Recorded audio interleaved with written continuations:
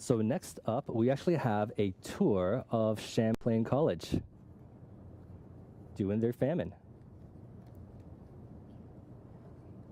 So, what we did in order to forget... Survive. Yeah.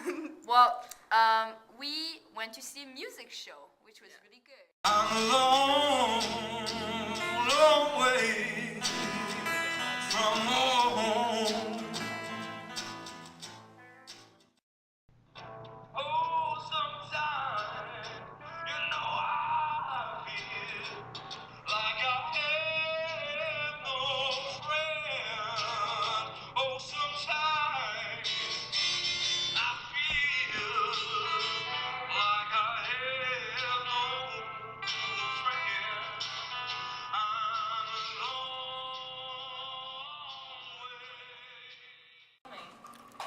Hey, do you have some tape? That's how hungry I am. There's nothing in here. Oh, by the way, good job, World Vision. We see differently. Yeah. Okay, well, that was a pretty crazy video. We actually have live with us the students from Champlain College. How's it going, guys? That was so fantastic, you guys. All right, so why don't you guys tell us a little bit about yourselves, what gives you the audacity to make a silly video like that? Oh. Who are you? I think we're here to have a lot of fun, but at the same time raise awareness. So our group is a little bit quirky and at the same time like involved. And I mean, you saw some of them. Like we're there to raise awareness while having fun. I don't really know what to say. That's good. No, that's And the activities to do are both, as Corey said, awareness raising, as well as anything that can make us laugh and just enjoy our time here at the Famine. well, that's wonderful. Why did you guys get involved in this 30-hour famine? What inspired you, other than your love of laughter? I've actually been doing the Famine. This is my 9th Famine this year. And we have someone here, which is her 14th Famine. Wow. You So- guys rock. We've been doing this since such a long time ago. And every time we move different schools, we move different places, we always bring Famine up. And there's always a whole bunch of youth who are there to support us and to come join the Famine and just make it an awesome experience. Awesome. Could you guys share with us maybe something that you feel like is unique about your famine group, something fun, something that you guys try to always do whenever you do famine to maybe inspire and encourage the rest of us? Like, I don't know if it's unique, but like there's a game that we like to play and it's the water game, and I'm sure other people do it as well, but it's a nice experience to kind of help inspire the group, but at the same time be an icebreaker. And essentially we set up water sources all around the school, and we have everyone divide into groups, and they have to actually try and get water, and they have to try and fill up a bucket, which would essentially be enough water for them to survive. And it kind of shows people how hard it is to get water. I mean, some of our water sources end up being contaminated, some of our water sources end up disappearing.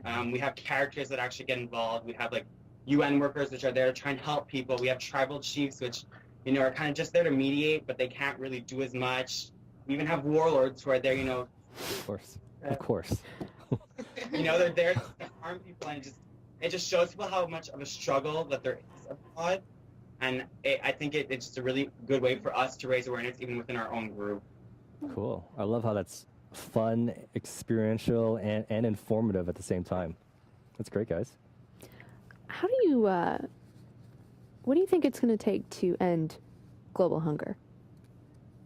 Wait, what? What do you think it's going to take to end hunger? And hunger, that's a big question. We know that there is enough food in the world to feed everyone. Sadly, there just isn't enough money to buy it all. It's very difficult to bring this food from point A to point B. There's a lot of issues in these countries. You have war. You have unstable pathways to distribute this food. Overall, in our system, our world system, the distribution of food isn't exactly equal. There's a lot of waste. Seeing as it is hard to bring the food there, another option is to develop these countries' agricultural sector. a strong agricultural sector is really, really important for a country to grow. It is the backbone of an economy. And what the world is really going towards now is high-level farming, building upwards, low input farming, something that's very sustainable, more efficient forms of farming. A lot of people are arguing that eventually we're going to have to transform to a vegan diet because we're going to have to reduce the land we use for agriculture. Currently, it takes 16 pounds of grain to make 1 pound of beef. Right. That'll eventually have to change. Yes, definitely. So, yeah. If I can add just one thing, what we've been doing here to help fight local hunger is that we asked everyone who's doing famine to bring in some non-perishable food items for the food bank that we have here at our school. So we're fighting hunger locally as well. Cool. I love that you're bringing it locally. Yeah. Yeah. And There- it's, go ahead. Oh, sorry, I was there is poverty in the first and third world, and that is a huge problem. And a lot of people overlook the poverty. And it's actually upsetting because a lot of these people do have jobs, but they're paid poverty wages. Hmm. And this, a lot of these problems come with an unequal distribution of wealth. And it's really sad that I sit at home and I have a computer and I have a cell phone and I can relax and have fun. And when I want to get something to eat, I can get up and do that. If I get something to drink, it's right there. It's a few feet away. And the fact that some people don't have that, it might be ashamed of as a planet. And if this planet is to be judged, it should really be judged by the poorest people. And I don't want to. I would be very upset if someone saw the state of our poorest people. Thank you so much. That's a very profound answer to a difficult question, but Yeah. one I feel is very much tapped right into what we do need to do. We need to create a more caring, just, and sustainable society and actually take care of each other. Thank you. Great. Thank you. Thanks, everybody. Bye, guys. You are awesome. That was great.